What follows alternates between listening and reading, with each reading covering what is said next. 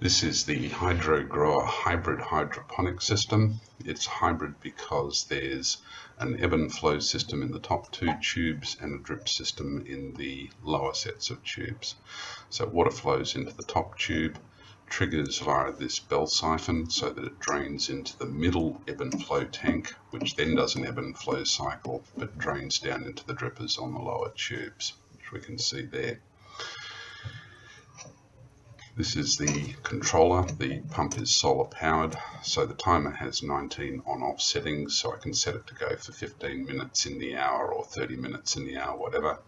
I can override it to manual and start the cycle anytime during the day, or use the manual cycle to drain the tank when I want to change the nutrients over. So nutrient fluid's currently pumping up into the top tank. You can hear that flowing through. You can see the water coming up.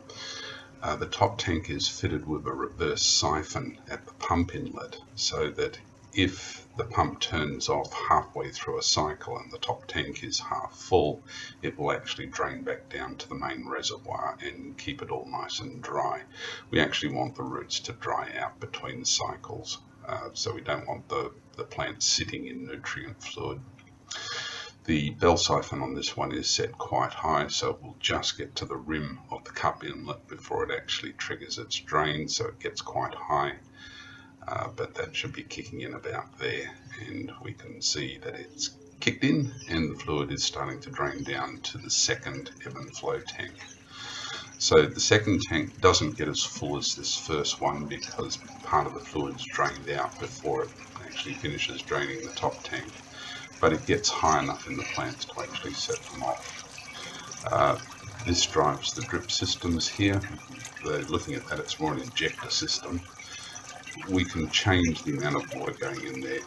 There are adjustments we can do to it to put more or less water in there, but that's balanced so that it drains that middle tank in time for the top tank to start its cycle again. And not overflow the middle pipe because it hasn't finished draining the fluid out of the middle pipe. Right, so the cycle's finished there. The bottom one is quite dry, and this one's set pretty quick, so it'll start the cycle again fairly quickly, and about there we'll see the fluid starting to come in from the bell siphon on the second cycle. Okay, the flow rates can be set via tubes at the end of by taps at the end of the system, so I can adjust how quickly the top tank fills, so I can slow that down and drag the cycle out a bit. I can also use the taps to drain the main reservoir of fluid so that we can change it over, so it makes changing the nutrient solutions over nice and easy.